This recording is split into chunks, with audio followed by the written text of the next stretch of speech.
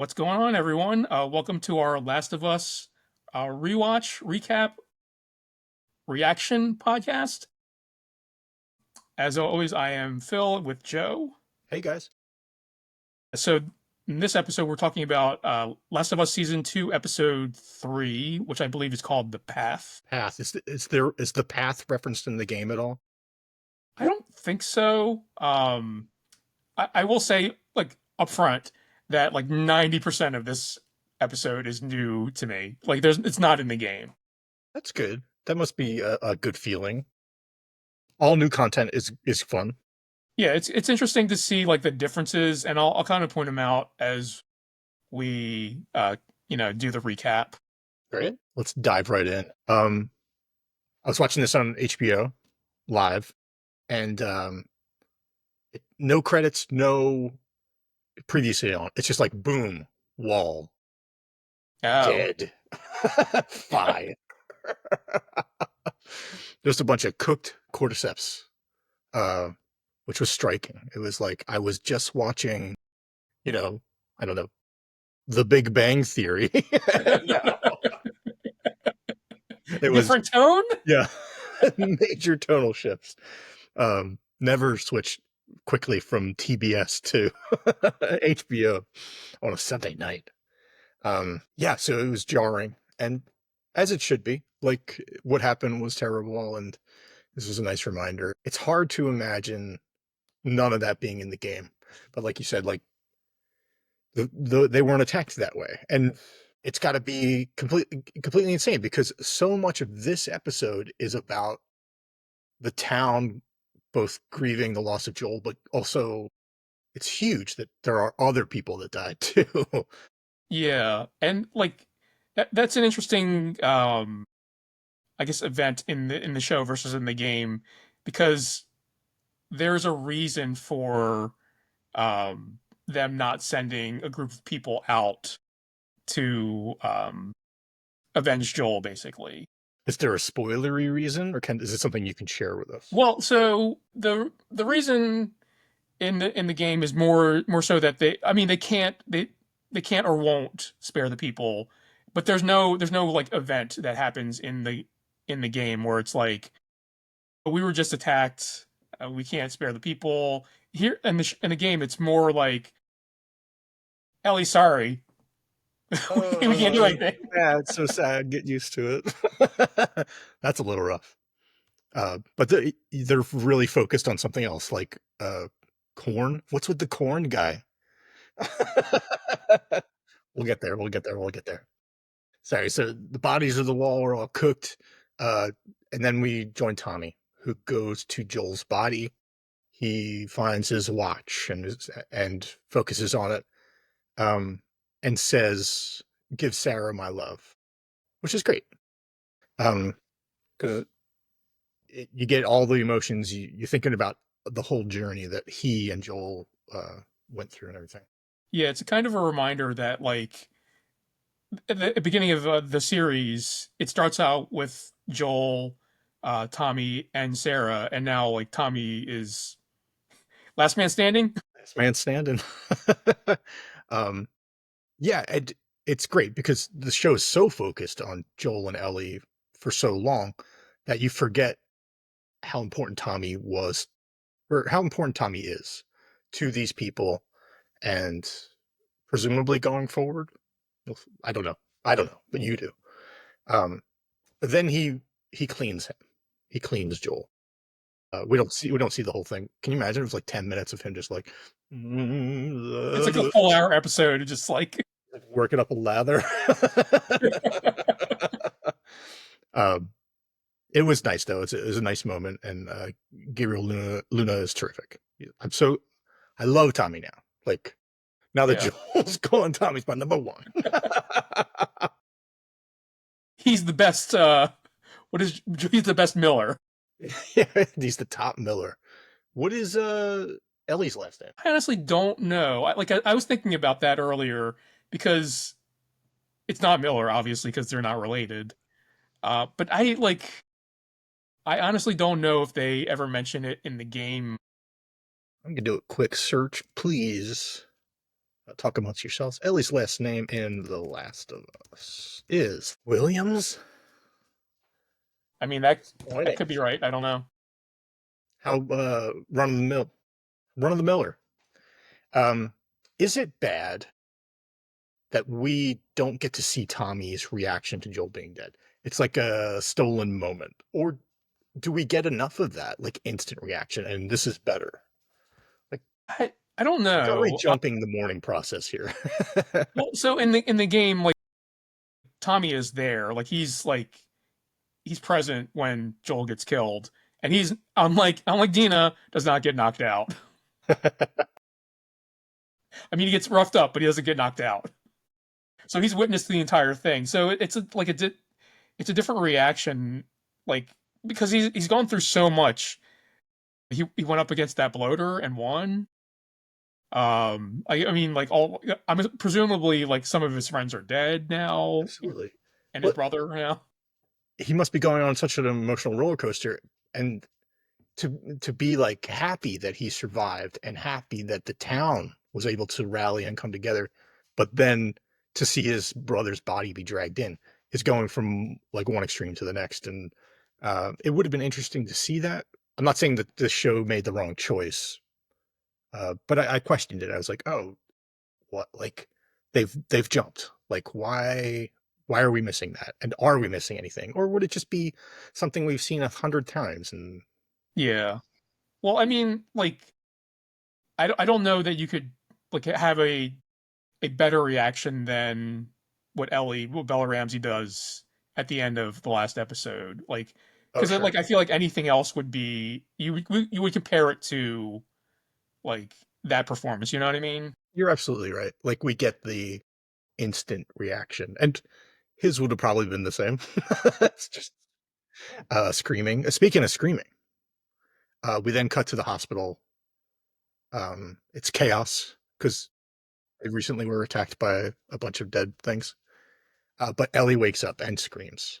Um, when she remembers what everything that happened, and then we get the credits.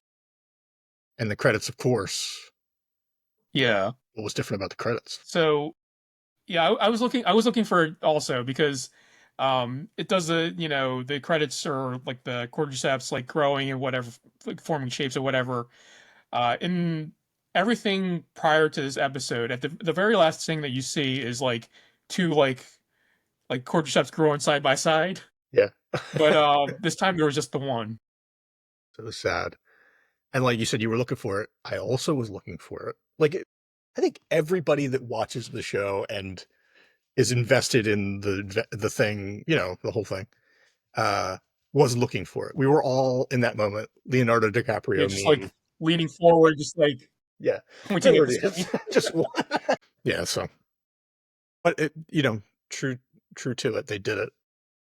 After the credits, we see the town rebuilding and a little silent exchange between Jesse and Tommy, where Tommy's can't hammer something in, and Yeah. Jesse just is like, "Ruh, ruh." I like how Tommy was he's trying his best. But like how old is he at this point, do you think? He's because it's been like 25 years since the outbreak. I mean, he can't be more than 5 years younger than Joel, right? Like that's the vibe. Yeah. So he's in his 50s. Yeah, so he's an old man, Yeah. but he just didn't look as old as Joel. That's the Yeah. thing. What's great about this thing though is Jesse hammers it in with no problem, and and Tommy gives him a look of respect and like, oh, he's the young guy and all that stuff. But it really is, you get the vibe from Jesse even through his other scenes in this episode where he's the next generation. He's the new Yeah. blood. He's a future leader for sure. Yeah, and I was it Ellie that mentioned that in one of the previous episodes? Like she says, we all know you're gonna like be like the on the council or whatever, or something, whatever she says. That's true. She does say that. So Jesse's the future, and we then go to the hospital where we see Ellie there. And this is now this is 3 months later. Even the rebuilding section was 3 months later. Yeah.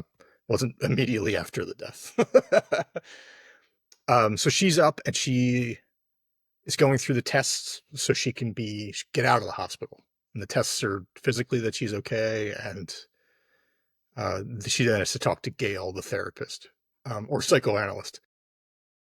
What do you think her damage was? So like they definitely kicked her a bunch. Like so she might have a cracked rib or whatnot. I'm not entirely sure like how much. I mean, she got kicked in the face, right? I think Did she? she doesn't. She doesn't get pistol whipped. I don't think. No, she doesn't get the trick treatment that Tommy gets in the game. Apparently, um, I was curious with the doctor makes you take a test where she has to blow into something. Well, actually, so I was thinking about that, like as I was watching it, because 20 plus years ago, I had my gallbladder out, and like I had to do a similar test. Like, well, it wasn't a test per se; it was like an exercise to kind of strengthen my lungs. So it was like, um, presumably something happened to her lungs, maybe like a lung puncture or whatever. Can you imagine a lung going down in the apocalypse? But she has to get physically checked out, but also mentally checked out by Gail, and that's great. It's always great to see Catherine O'Hara, and she gets a lot of good screen time in this episode. They have a conversation about almost like she breaks patient doctor confidence and tells Ellie what Joel said. After they die, are you allowed to talk about them? Yeah, I was gonna say, like after they die, they're probably not a patient of yours anymore, so it's okay. Neither of us are doctors, so neither of us know for sure. Oh yeah, we're not experts. Don't. Yeah, Yeah, that's true. But she tells the whole conversation about how Joel says he's like Joel, or she says Ellie, Joel says he did something to you. But the weird thing is he says that he saved you, and Ellie definitely knows what she's talking about. Definitely knows what Gail's talking about. The whole Gail Ellie thing is strange. Ellie's lying to Gail. Gail knows that Ellie's lying to Gail. Gail's almost doesn't care, or she's given up on Ellie. We'll find out later on. She says something yeah. that sort of says she's given up. So, I was thinking about this scene earlier, and do you think that like that Gail has been seeing her like throughout that 3 month period, or do you think this is the first time that they've seen each How other messed up would since? that be? Um, Gail's so busy that that could be the case where she's only talked to her once, but they Yeah, speak with familiarity too. yeah. Although there's not that many people in the town, everyone knows it. Well, I mean, not that many people now. Oh, that's true. There's definitely fewer people now. But I was thinking, like, do you think Ellie like kind of knew this was coming and like was preparing like what to say for 3 months?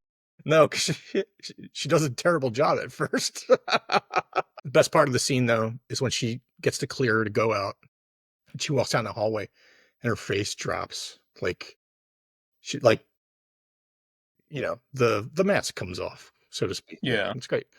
She then goes back to Joel's house, and we get to see the inside for the first time. She's going over his things. She opens a box that's on his bed, and inside is his watch. Was it? Oh, did it always have like two bullet holes? It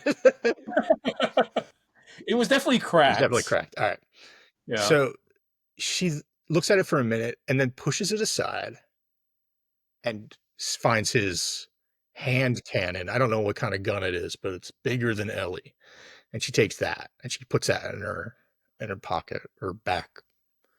She takes it. Why not the watch? well, so like she really doesn't have any connection to the watch. Sure. Like so the watch is what Sarah gave to Joel in the beginning of the series, and like the watch always meant something to Joel in terms of like its connection to Sarah. But then like Ellie doesn't have any connection to the watch. She has connection to Joel, and apparently his gun. Yeah. That's a really great point. The watch was Joel's thing. So it's important to Joel, it's important to the audience because we understood. Um, but you're absolutely right. Ellie would be like, who cares? Or maybe not, who knows? Um, Tommy knows how important the watch is though. Like, yeah. All right, so she takes the gun and then she goes into his closet and starts smelling his clothes and crying. Really good scene. Really good stuff. Yeah. I will say this is one of the few scenes that's actually in the game. Oh, really? The closet scene or the whole thing? The whole thing. So, but it's a little bit of a different context. So this scene, I believe, takes place um right before they're about to leave for Seattle. Okay. Yeah. And I think Ellie is feeling like she might be leaving soon. But this is her goodbye scene. Goodbye to town, goodbye to everything seen in the game. Okay.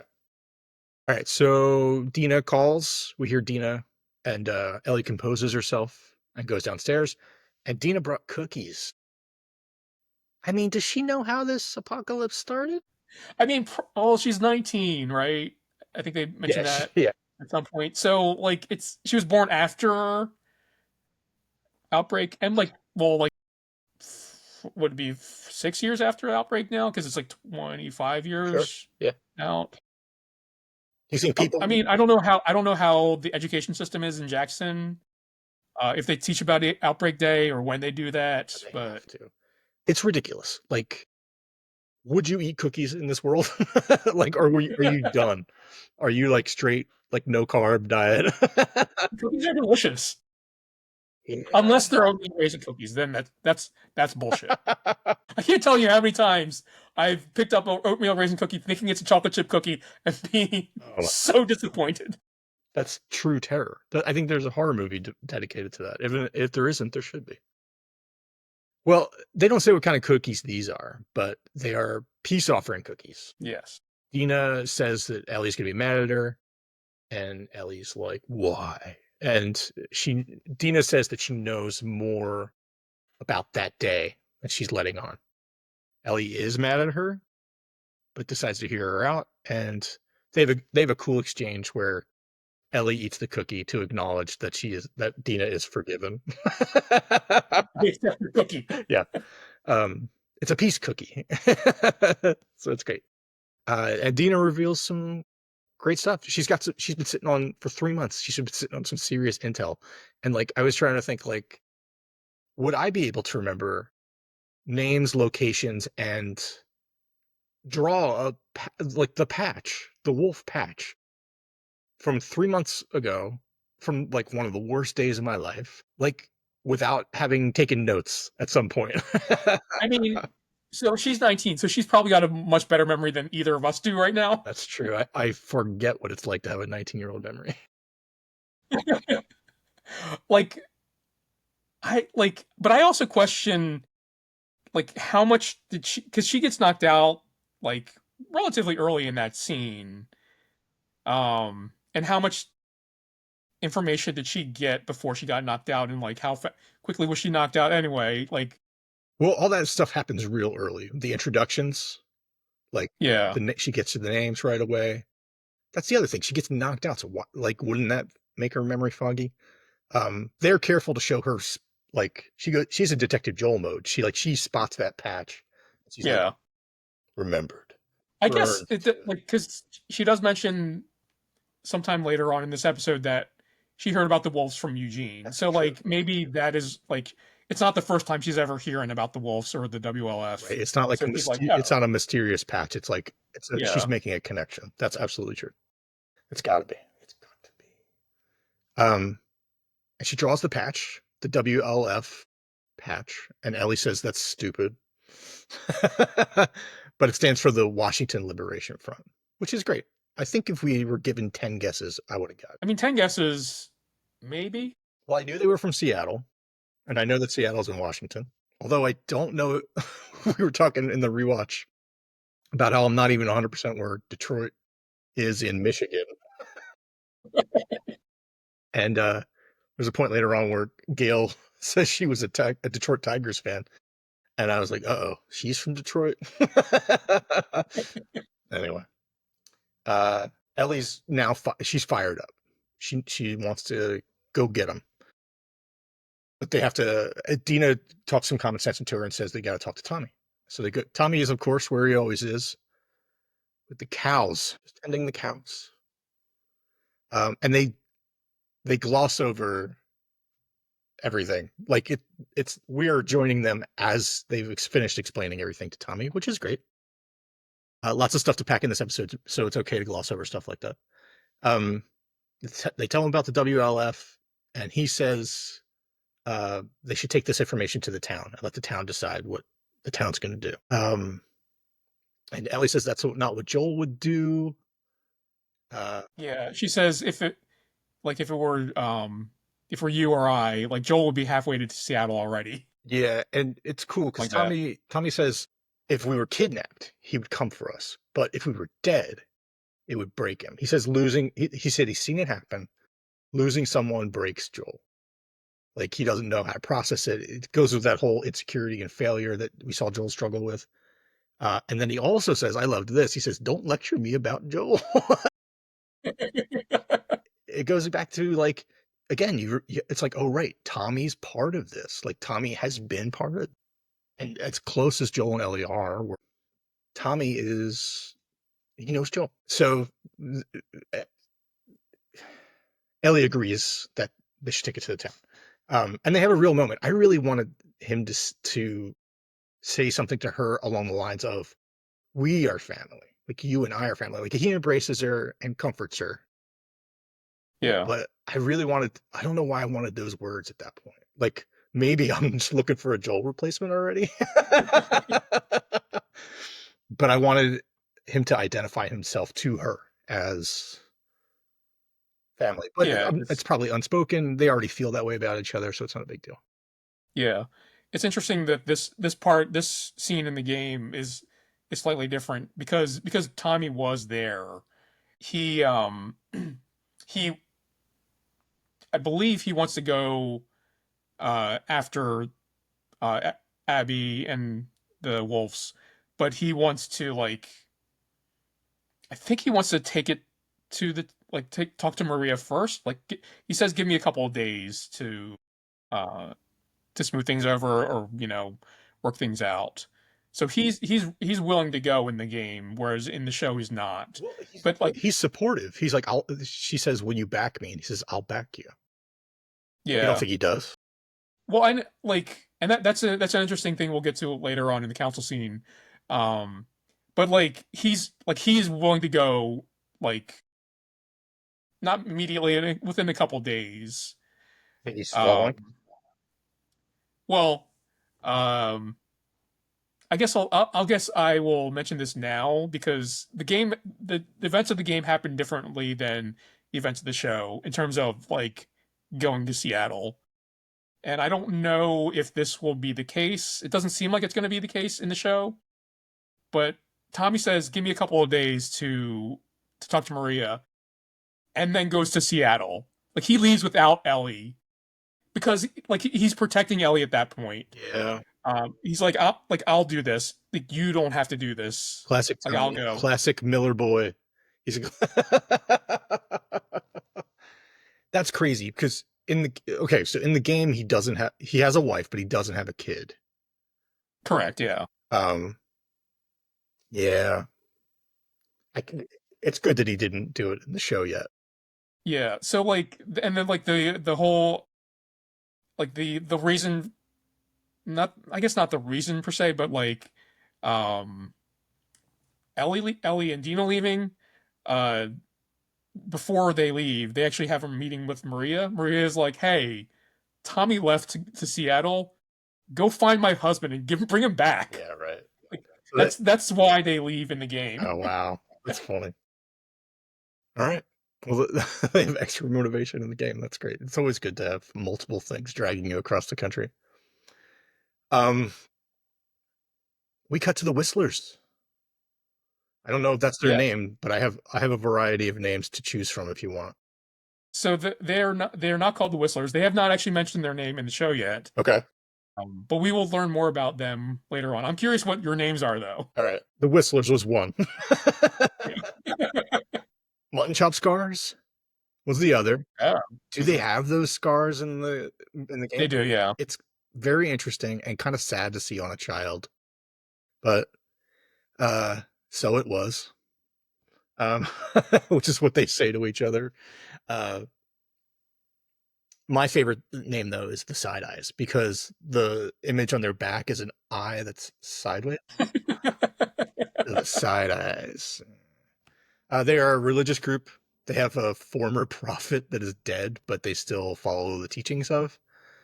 Um, they seem, I want to say, they're not peaceful because they have hammers, and God knows what they do with those hammers. Uh, uh, but they have found faith, and faith is good. If whatever gets you through the day, it's good. Um, and they communicate through whistles, which is very cool. Um, they're walking down this path. We see a man and his daughter. We see the mutton chop Scar, Joel, and Ellie stand-ins. The father's teaching his daughter about the whistling and about their group. And we hear a good whistle, and then we hear a bad whistle, and bad men are coming. Not oh, she says, "Is it the demons?" And he says, Yeah. "No, it's the wolves." Wolf. It's the wolves. Or he says it's wolves. Um, very creepy, very interesting group. It's Yeah. nice to have a group that really brands, and you're like, oh, it's them. Yeah. They're all kind of dressed as it's nice to be able to Yeah, see. finally, everyone's Um, got patches or face scars or I will say of the names that you provided, the side eyes is probably actually the closest. what's the best too. All right. It was a fun scene, and they're an interesting group, and I'm eager to learn more, but it seems that we might not learn more. Like, Well, we might not learn more about this particular group. okay, but they are larger than this packet. Yeah, they're larger than the numbers that we That's see. cool. Did we mention there's gonna be spoilers in this episode? Oh, we did not Nope. mention that, but yeah, if you made it like 20, 30 minutes in, then sorry, Sorry. spoilers. Ooh, sorry, Joel died. Yeah, spoilers through everything, the latest episode 3, and spoilers to this point in the game, although it sounds like the game jumps all over the place and does its own thing. So whatever. We then jump back to Jesse, who's training Ellie. Um, she's further along than he expected. She's in pretty good shape, it seems like. For someone who punctured along, maybe. Yeah. We get confirmation that he is a leader and he's on the board himself. And she asks him to back her, and he's hesitant to agree. Yeah, I think he's all about the greater good, right? Like he's looking out for everybody. He's a tough guy to read, but you still get the vibe that he's a good guy. yeah. And he does give Ellie a piece of I was advice just before he leaves. right. Perfect advice. He says to organize your thoughts, to write them down. No one is going to vote for angry, which is interesting because angry is represented still at the meeting. Yeah, that corn guy, man, he was very angry No, about the he's like, corn. I don't care about this Seattle nonsense. Let's get into the corn. Okay, we joined the meeting mid corn monologue. um, I mean, it's a town hall meeting, so This reminded me a lot of Parks and of Rec. course, like, would it have been too distracting to get Patton Oswalt to? I mean, Star Wars was out in this world. They got the prequels. Like, Yeah, did they? They got episode 1 and 2 really. because three came out in 2005. Oh man. It's messed up. They don't know how it happened, how it ended. I mean, it's maybe they can maybe somebody in their world because they have the original trilogy and they have two of the three prequel trilogies, and maybe somebody out there made their own episode Did 3. Topher Grace survive and edit together? Did you know I mean, that? Did you possibly. know that Topher Grace does that? He watches them. Yeah, I heard about that. I've never seen it, so I would love but that. I'm curious. Apparently, he got the entire prequel trilogy down to like an hour and a half.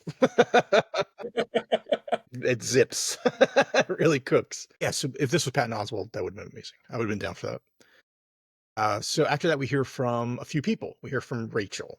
She gets up on a chair and says she's sympathetic, but it's too soon. Like they need to recoup. This is basically what Abby's friend said to her when she was like, "Let's go kill him. Let's go kill that beautiful man. They said it's too soon. Let's regroup. Let's get ourselves together. We're not ready. Then we hear from Carlisle. He says, we should forgive and be forgiven. He calls for mercy, um, which enrages Seth, the guy from last week or 2 weeks ago, who had the slur on New Year's Eve towards the girls. He calls for vengeance. He calls the whole group a bunch of goddamn victims. And it occurred to me, like, I was kind of on Ellie's side, obviously, because we're supposed to be. But when he started talking, I was like, oh, I don't want this. Uh, Not because it was him, but I realized, not because it was him, but like he showed up with anger, which is exactly what Jesse told Ellie not to do. So like the only time in the show where I've turned against Ellie is when someone showed up with anger to represent her, sort of to represent her Interesting. position. Um, of those three, it's tough. It is too soon. I want justice. Well, Ellie really calls for justice, but it'd be nice. Mercy would be great, but Seth had some good points. Yeah, I think it's interesting that it's Seth that like takes Ellie's side essentially, um, because you the first time is it the first time you see him like he's you know he's calling out Dina and Ellie for kissing. Yeah, yeah. Um, he gets shoved by Joel, and then he offers those steak sandwiches, which was kind of nice. Um, but like if we because that's I think that's the extent of what you see of Seth in the game. So you don't really have a great opinion of Seth. Like yeah, he offered the steak sandwiches, but it seems like he was like he may have been sincere, but like doesn't balance out the other stuff that he Oh, did. yeah, totally. But like having this added, where like he actually takes Ellie's side about the Seattle situation, is interesting because now like he's a little bit more complex than he is in the game, and like like where do people like fall with Seth? Like Yeah, it's an interesting and I think Seth is kind of like a microcosm of what this season might be about in terms of like perspectives. sure. Do you mean in terms of like I might disagree with somebody, like we have the same beliefs about, you know, about the about destroying this dog. But like, so he might not agree with their lifestyle, but they have the same stance on what should be done for about Joel. Well, it's like so if you only ever saw Seth like in those first couple scenes where like he attacks Ellie and Dina, like you have a certain perspective of him. If you only have a perspective of him like when he stands up for Ellie, you think of him differently now. As as an audience, like you're on his side, like on like in one instance, but not the other.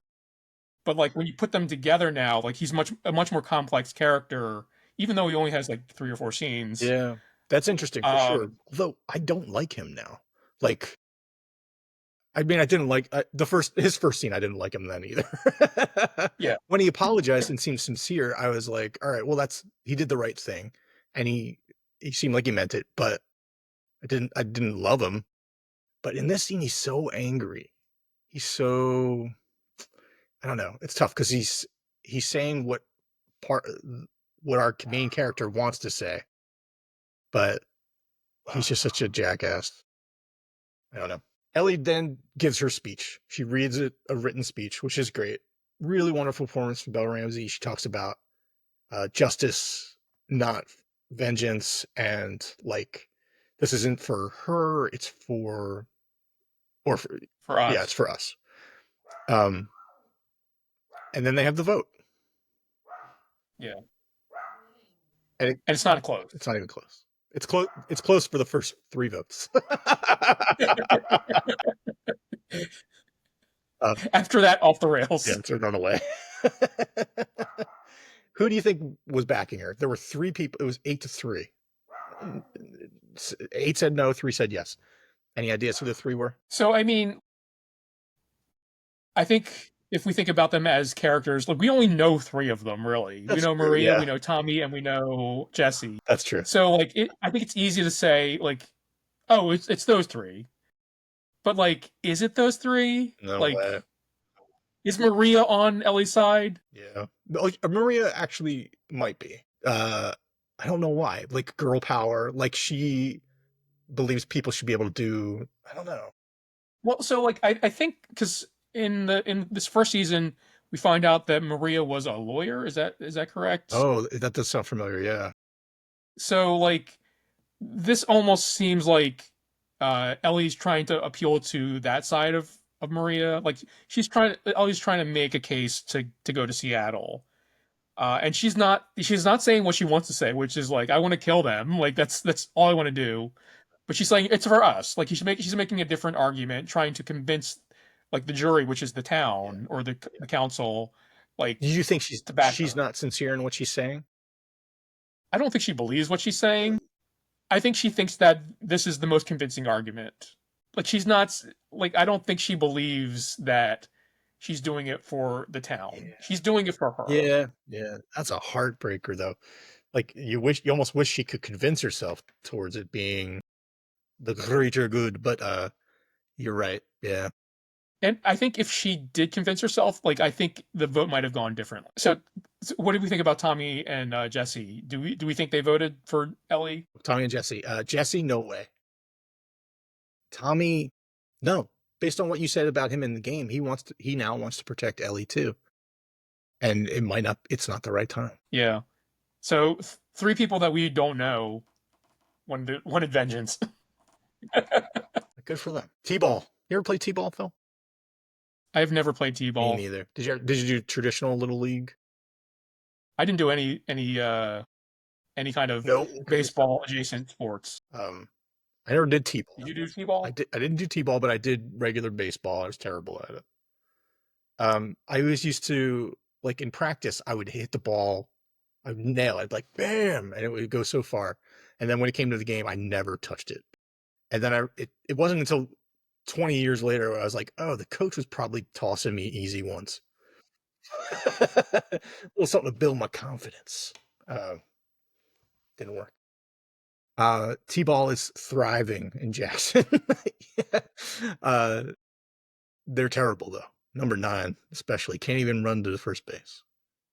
But Gail is a huge baseball fan. She had Tigers season tickets, and she's out there on the field watching the game, which was strange but fine. Do you think that Gail was like a sports fan like in the previous world and she's like I just want sports. Like I don't Beats. like whatever it is. Yeah. Well, I mean, it's either that or um, it's her third addiction: booze, uh, marijuana, and she has a bad gambling habit that they haven't really unpacked yet. So it's one of those things. Um, she's sitting there and she's watching the game. She's cheering them on. It's fun. It adds to her character a lot that she's out there. She has a cooler of beer too. Tommy comes up. They talk about how crazy the situation is and how she's doing. She's the only shrink in town, so she describes herself as a complete fucking disaster.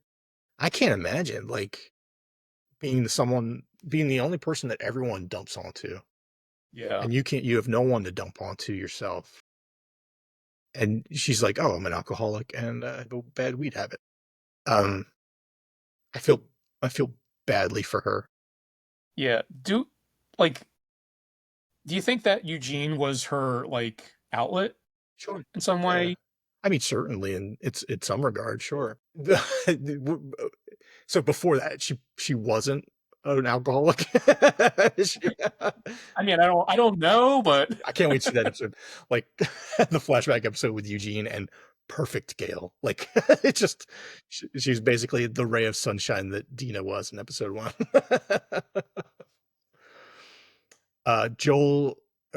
Tommy talks to her about Ellie, and he says he doesn't want Ellie to go down the same path that Joel went down. And this is where Gale says there's something to nature and nurture, but eventually nature takes over. They were on the same path side by side the whole time. And she says, some people can't be saved. And this is the titular path of the Yeah. episode. Oh, Um, did not know that. I wasn't sure either until we began. Until I was like, oh yeah. Um, but yes, some people can't be saved. So it's not like I said earlier that she gave up on Ellie, but it's not that so much as she gives up on Ellie or gives up on Joel. It's just she doesn't expect things. Yeah. And that's kind of sad. Super sad. Like, That's enough to make you drink. yeah. And Smoke weed and then gamble on T-ball. Gamble on T-ball. Come on, 9. What are you doing? Get your head out of here. That's number 9. We then cut to Ellie, who's getting ready. Classic packing montage. She has all of the guns. She's like Neo and Trinity going into that lobby. She is ready. But there's a knock at the door, and it's Dina, and Ellie tries to send her away. I like how Ellie freezes. She's like, oh no. I'm going to bed now. This is a great scene because Dina comes in and takes charge. Like I heard someone online describe it as Ellie is the passion driving things, but Dina's the one steering things in the right direction. Yeah, Dina is really the MVP of this, like, because if she wasn't there, yeah, Ellie would, yeah, it would be bad news. So if Dina wasn't there, how far does Ellie make it? Well, we should point Does out. she make it out of the walls? Out. Like, yeah, she'd fall on the wall. No, yeah, I mean, if there was a fence, she wouldn't get past that fence. But I don't know how far she would get it because we should point out that Dina says, "Oh, you don't have medical supplies. You don't have food. You're basically just carrying guns and ammo."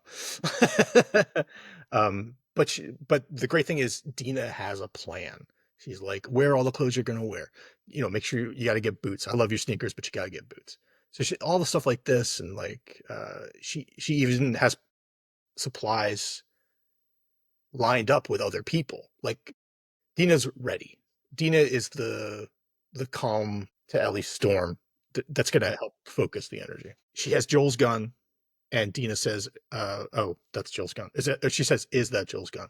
And Ellie admits that she's planning to use it to kill. yeah, Abby. And Dina says, "Don't use it before then, because it has a big kick." And they joke about. Ellie says that's not the first time that someone's told me not to use this gun. Yeah, yeah. So I mean, I think that gun's gonna be huge later on. I assume it's a big part of the game. The gun. I mean, there's a lot of guns in this game, so Dina takes charge. I love that was a great scene. Dina's great. She continues to be great. Kind of. Later on, it's a little messed up. yeah. We like, and like, we've talked about like The Last of Us in terms of like episode length and like how they break down like the story and where the episode we think is going to end, like, because like, and maybe like we'll get to what I think is the natural ending point of this episode, but they go like much further. Like, yeah. I mean, it could have ended there. It could have ended at this scene, but it doesn't. We get Seth's redemption scene. There's a mysterious stranger that's going to bring a horse to them, and it ends up being Seth, who is also working with other people that agree with the cause. He really sets him up with supplies, and he brings Shimmer. And he talks about how he would go with them, but he suffered friendly fire at the attack, the cordyceps attack. And Ellie's like, "You sure about that? You sure it was friendly fire? Are you sure?" Or basically implying that someone was trying to kill him because he's the worst.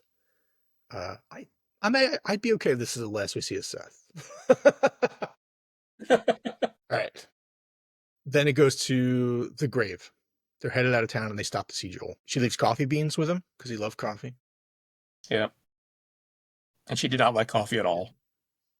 And it's a really nice, quiet, silent scene. Um, Bella Ramsey's great. She's really fun to watch. So, your thoughts on this scene? This final scene of the episode, maybe? Yeah, this is what, yeah, like where I would think that, like most shows would end this episode is like um them like just getting out of town and then like just getting on the road to wherever they're going, Yeah. ending at the grave, great.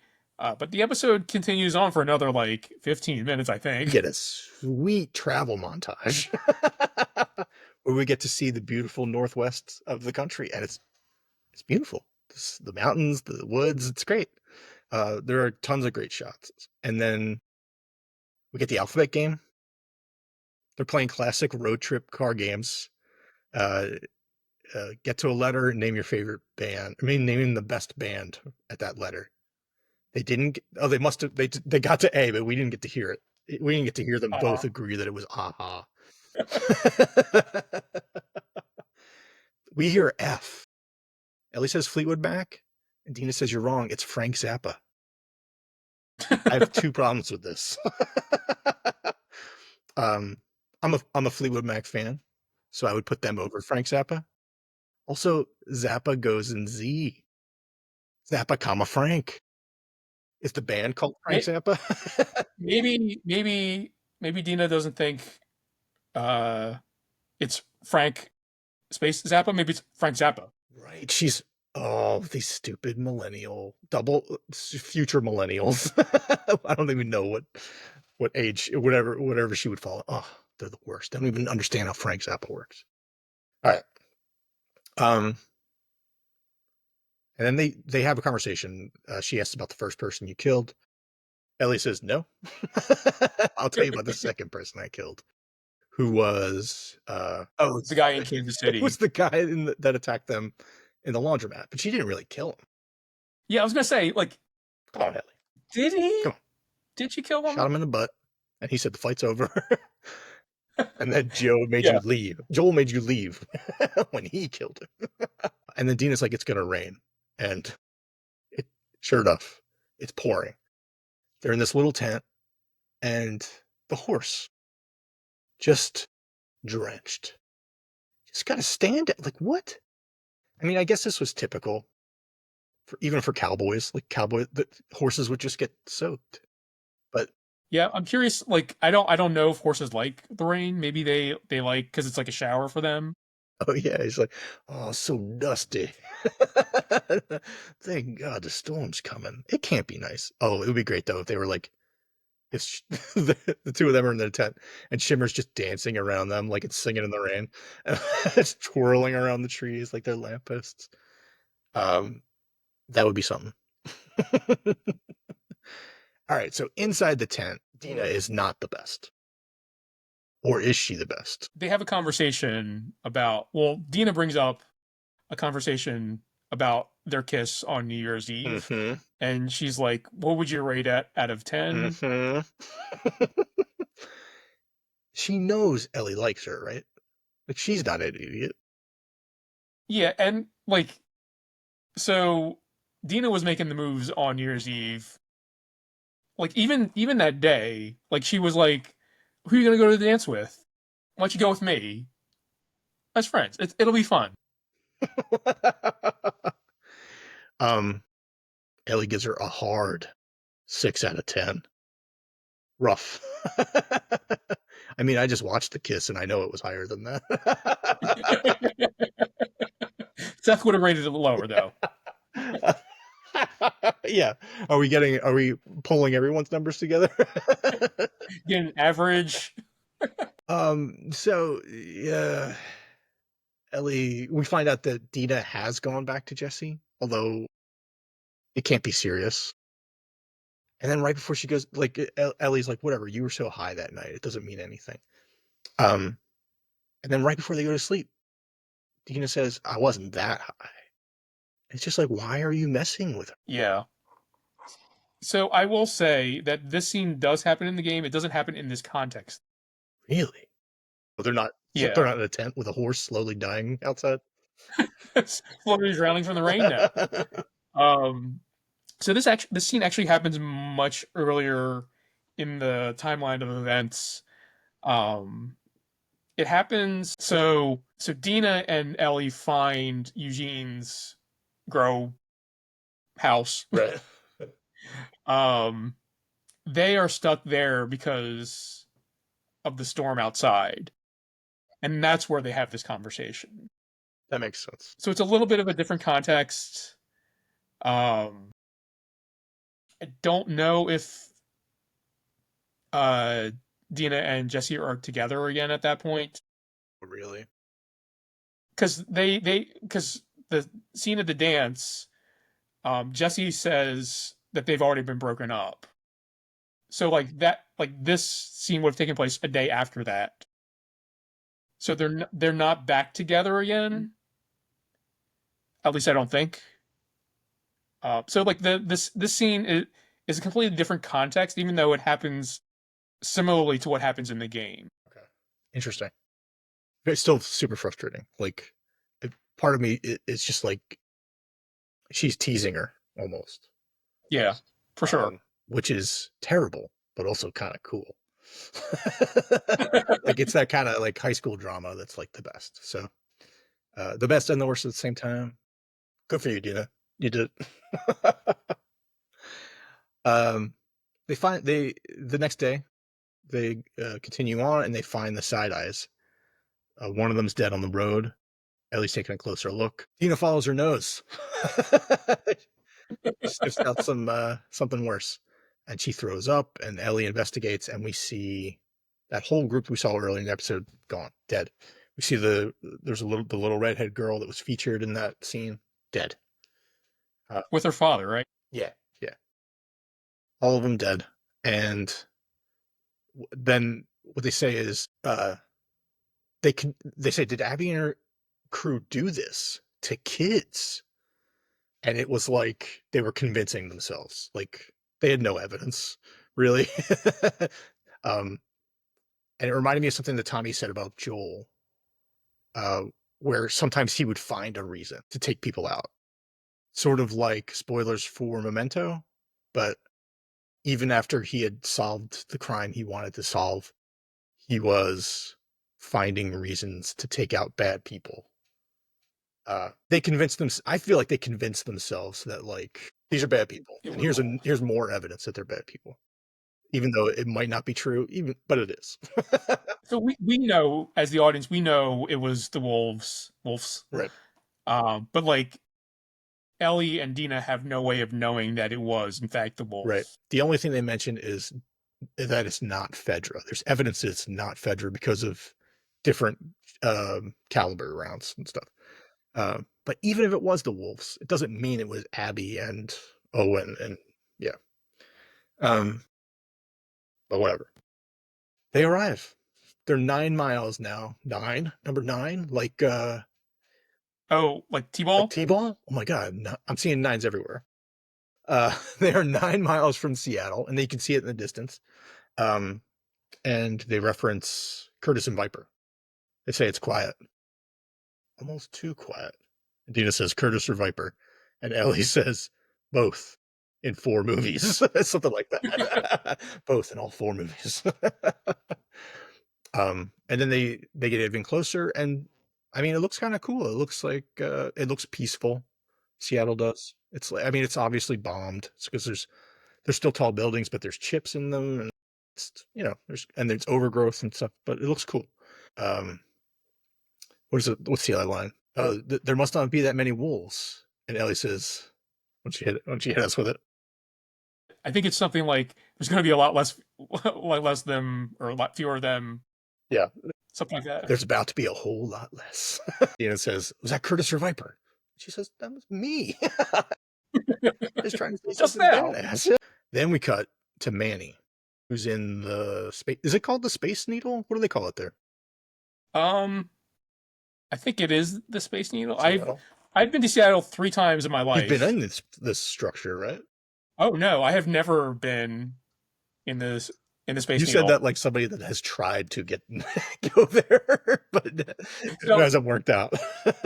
so the only time I've been to Seattle is for Emerald City Comic Con, and we did it 3 years in a row. And my like doing conventions, like the only most of what I see is like the hotel, the convention center, and maybe places like to eat around. So like I think I was driving to a FedEx to drop off like stuff to ship back here.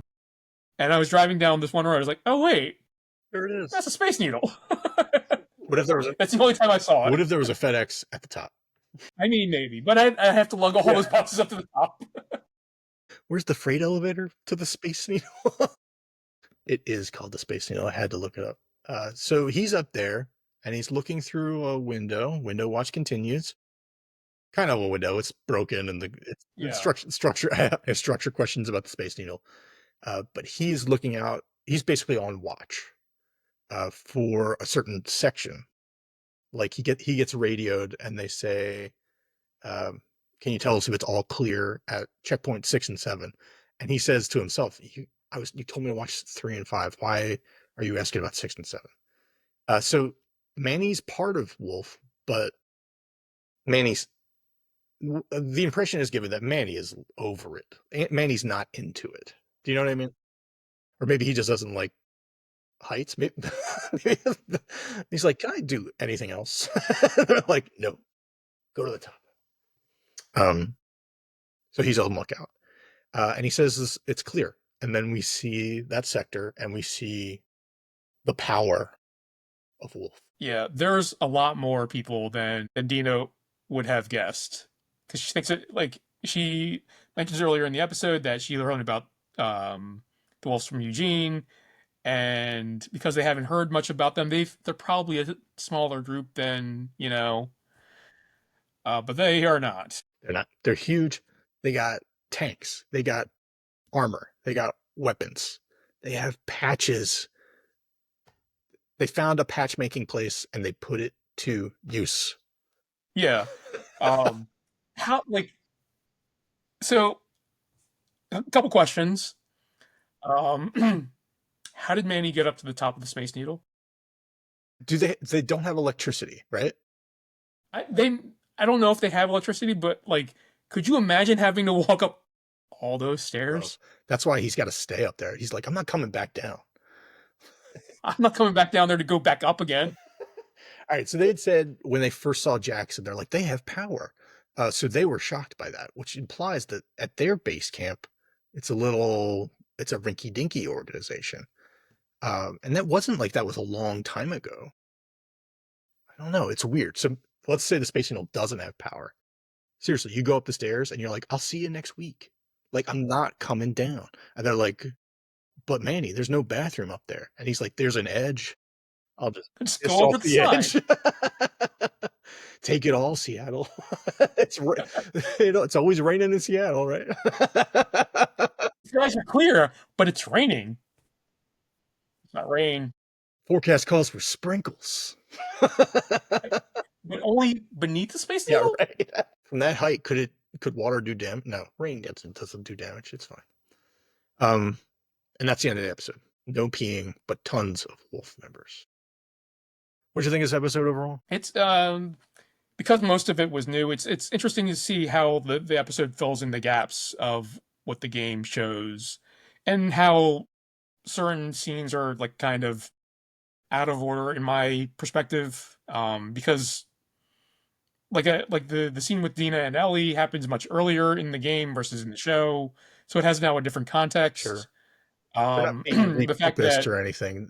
Like they still are doing the same things, but just different yeah, ways, kind of. Yeah. the fact that Tommy doesn't go, the fact that Dina and Ellie don't have to get Tommy back. Yeah. I I mean, he's got to show up at some point, right? Or is it going to be like last season, season 1, where he's only in it for like 3 episodes? I mean, we'll find out. I think We'll find out. Is that what you said? we'll find out. Oof. So, what'd you think of this I episode? really liked it. It's tough coming off last week. Like, I mean, there's a lot going on, but what's great is that, like a video game, it moves on like it right away. It's like there's a new mission, like, and even though I know we're gonna get more Joel, like I'm cool. Like, I like his ending was satisfying. Not, I mean, it was unsatisfyingly satisfying. Like, I'm okay with the new path of the show. Um, and it was cool to see it move on so quickly. It was nice. Of this show, in this show though, what was the most video game moment? I mean, it's really hard just because, like I said, only 10% of this episode probably is from the game. And all clip cutscenes probably. There's no gameplay in this episode.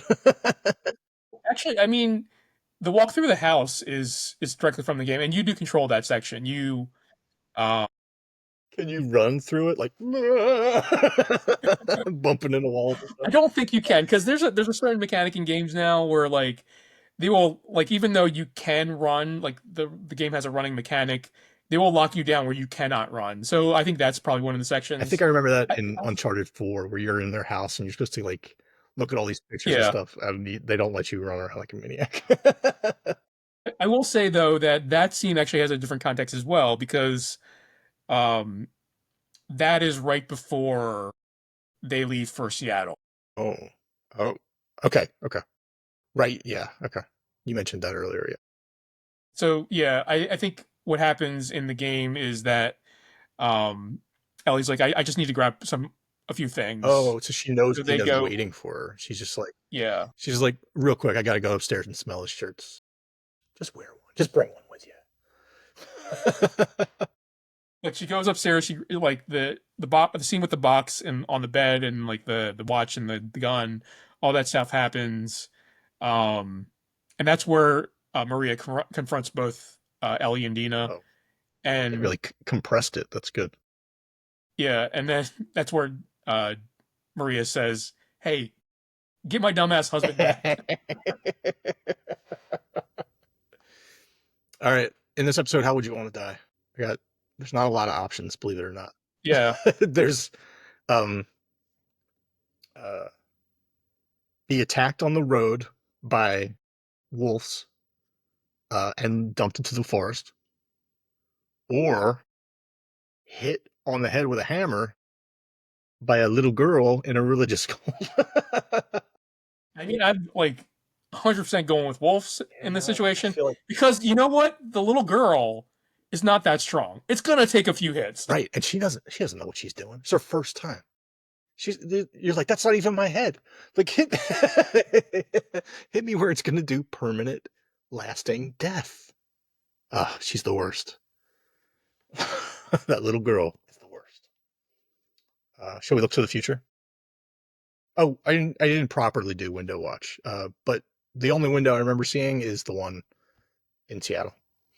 Um, are there any windows I'm missing? Yeah, I can't think of any. Window watch will continue because they're so important in the game that we're going to keep an eye out for them in the show. But no remarkable windows in week 3. The future. What's the name of the next episode? Is it TBA again? TBD, I think. TBD. Tuberculosis, diarrhea. Seriously, we don't have an episode title? I have not looked it up. I'm just gonna try real quick. Last of Us season 2. I'm All not right. finding it. Oy, oy, oy. Well, any closing thoughts before we close out this episode? This is a good one. Um, everything's rolling along. I feel like we got the mourning process, but that it moved on in the right way. It was really cool. Do you do you miss the amount of time that they spent on the travel? Because like if you think about the first season, like that was all Yeah. travel, where they kind of yada yada yada this one. Jesus Christ. Could you imagine if it's all like a year later they arrive at Seattle and Tommy's out there like, what took you guys so long? Took the long way. Yeah, I'm curious. For next episode, I'm going to look up. My homework is I'm going to look up the distance between Wyoming and Seattle and see if it compares to Boston Holston to to Wyoming.